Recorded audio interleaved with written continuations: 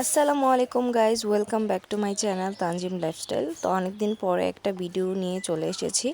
আর আজকের ভিডিওটা হচ্ছে একটা সবজির রেসিপি, যেটা সব কিছুর সাথে খাওয়া যায়। আপনি সাদা ভাত দিয়েও খেতে পারবেন, আর পোলাও রোস্টের সাথে তো জাস্ট অসাধারণ লাগে, এতটা টেস্টি হয় এই সবজিটা।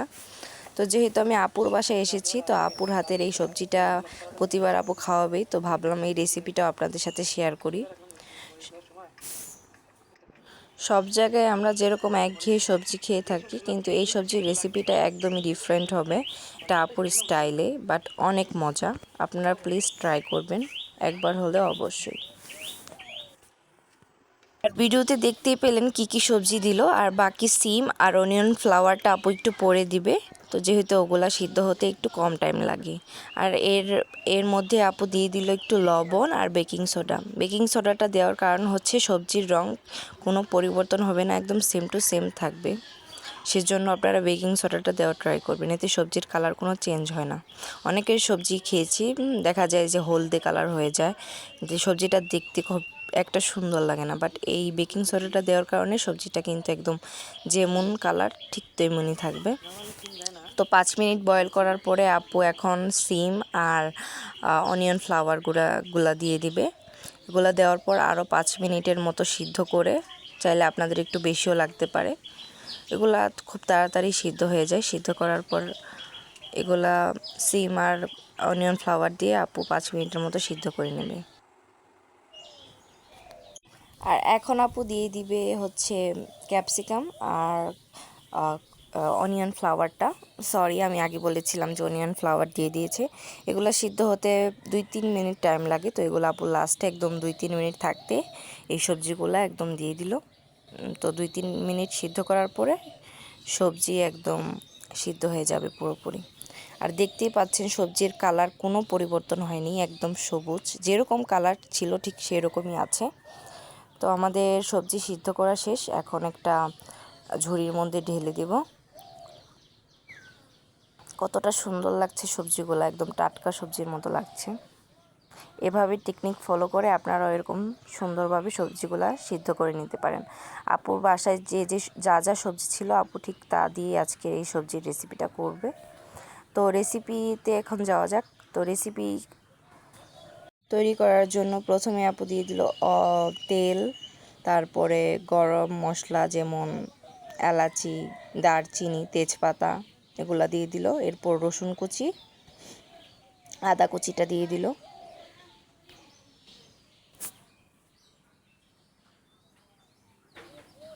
তো এগুলো একটু ব্রাউন কালার হয়ে আসা পর্যন্ত নাড়াচাড়া করে নিতে হবে। দেখতে পাচ্ছেন ব্রাউন কালার হয়ে এসেছে।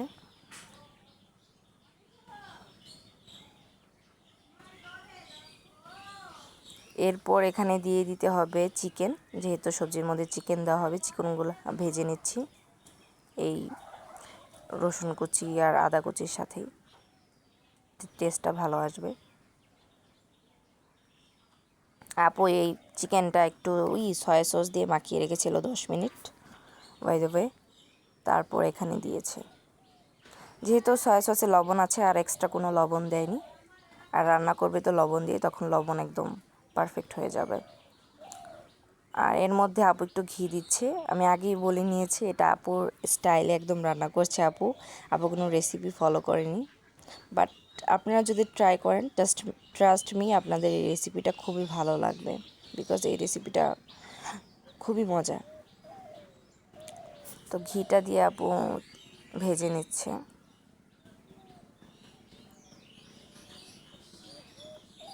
মাংস ভাজা হয়ে গেছে। এখন এই যে অনিয়নগুলা বড় বড় করে ছাড়িয়ে নিয়েছে, এভাবেই দিতে হয়, এভাবে আপনারা কেটে নেবেন।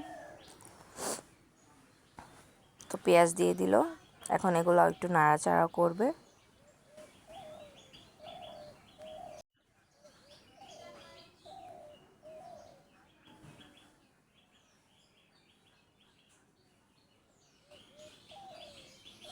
পেঁয়াজটা কিন্তু ভাজা ভাজা করা যাবে না, হালকা জাস্ট একটু নাড়াচাড়া করে, ব্রাউন কালার করা যাবে না, এতে দেখতে সুন্দর লাগবে না।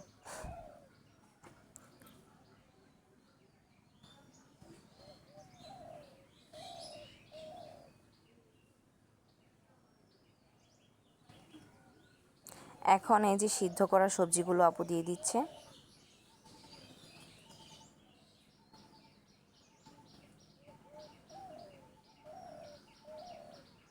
এখন সব কিছুর সাথে সবজিগুলো মিশিয়ে নিচ্ছে ভালোভাবে। আর সিদ্ধ করা সেই পানিটা দিয়ে আব্বু সবজিটা রান্না করবে, এতে টেস্টটা কিন্তু আরও ভালো হয়। আপনারা এই পানিটা দিয়ে রান্না করার ট্রাই করবেন, এতে সবজির পুষ্টি গুণাগুণ সবই থাকে আর রান্নাটা করলেও ভালো হয়। তো পরিমাণ মতো পানি দিয়ে দিচ্ছে আপু। আর সবজিতে পানিটা অ্যাড করার পরে সবজির সাথে পানির সাথে সবজিটা খুব ভালোভাবে মিশিয়ে নিতে হবে নাড়াচাড়া দিয়ে। এটা আপনাদের পরিমাণ মতো দেওয়ার ট্রাই করবেন পানিটা, এটা আমি কোনো পরিমাণ বলে দিচ্ছি না। আর পরিমাণ মতো পানি দেওয়ার পর এখন দিয়ে দিচ্ছে কালো গোলমরিচের গুঁড়ো, এটা তো দিতেই হবে। গোলমরিচের গুঁড়োটা তো মাস্ট দিতেই হবে।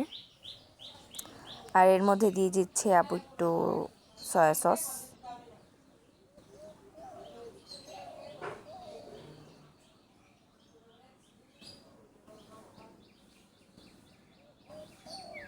আর সয়া সস দেওয়ার পরে একটু দিয়ে দিল টেস্টিং সল্ট, এতে টেস্ট একটু ভালো আসে। আপনার টেস্টিং সল্টটা দেওয়ার ট্রাই করবেন, বাট বেশি দেওয়া যাবে না, অল্প একটু দেওয়ার ট্রাই করবেন। সো এখন ভালোভাবে মিক্স করে নিতে হবে সব কিছু। আর পরিমাণ মতো লবণ দিয়ে দিচ্ছে, লবণটা বুঝে শুনে দেবেন, বিকজ পরে যেন বেশি না হয়। আমার এখন পারফেক্ট আছে, তো আমি আর কোনো লবণ দিব না।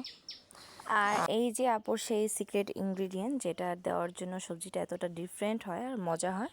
তো আপু পানির মধ্যে অল্প একটু পানির মধ্যে গুঁড়া দুধ মিশিয়ে নিল, আর এরপরে দিয়ে দিবেন 2 চা চামচ কর্নফ্লাওয়ার, যেটা দিতে হবে যেন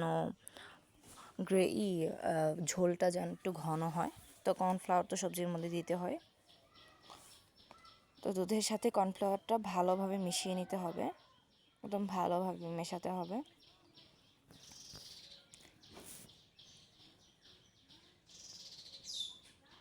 তো এখন আপু এটা সবজির মধ্যে মিক্স করে দিবে। কিছু দেওয়ার পরে এখন নাড়াচাড়া দিয়ে সবকিছু মিশিয়ে এখন দুধের মিশ্রণটা দেওয়ার ফলে সবজিটার টেস্টটা হয়ে আসা পর্যন্ত রান্না করার জন্য।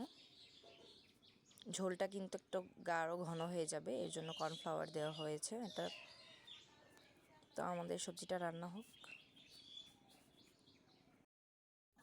আর রান্না করার পরে এই যে আমাদের সবজি হয়ে গিয়েছে, লাস্টে জাস্ট 1-2 মিনিট একটু যা ফুটিয়ে নিলে হয়ে যাবে, একটা জিনিস অ্যাড করবে। তো অলমোস্ট ডান, একদম রেডি। আর সবজিটা দেখেই বুঝতে পারছেন কতটা পারফেক্ট হয়েছে, সবজির কালার কিন্তু একদমই চেঞ্জ হয়নি। আর এই যে লাস্টে এই ডিমটা অ্যাড করবে, যার জন্য সবজির টেস্টটা আরও কয়েক গুণ বেড়ে যাবে। তো ডিমটা ভেজে নেওয়ার পরে ভালোভাবে ভেজে নেওয়ার পরে সবজিতে এই ডিমটা অ্যাড করে দিবে।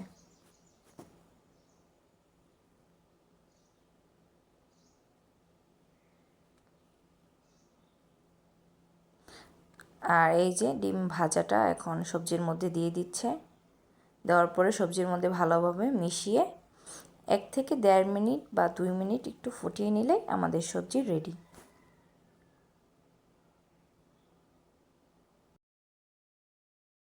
আর এই যে আমার সবজি রেডি হয়ে গিয়েছে, সবজিটা দেখেই বুঝতে পারছেন কতটা পারফেক্ট হয়েছে এবং সবজির কালার কিন্তু সেম টু সেমই আছে। এই টিপসগুলো ফলো করে আপনারা বাসায় অবশ্যই এই সবজির রেসিপিটা ট্রাই করবেন, আশা করি আপনাদের ভালো লাগবে। অন্যরকম লাগবে, অন্যরকম একটা রেসিপি পাবেন। তো এই ছিল আমার আজকের ভিডিও, আশা করি আপনাদের ভালো লেগেছে। ভালো লাগলে অবশ্যই আমার চ্যানেলটা সাবস্ক্রাইব করে আমার পাশে থাকবেন। দেখা হচ্ছে পরবর্তী ভিডিওতে। সবাইকে আল্লাহ হাফেজ।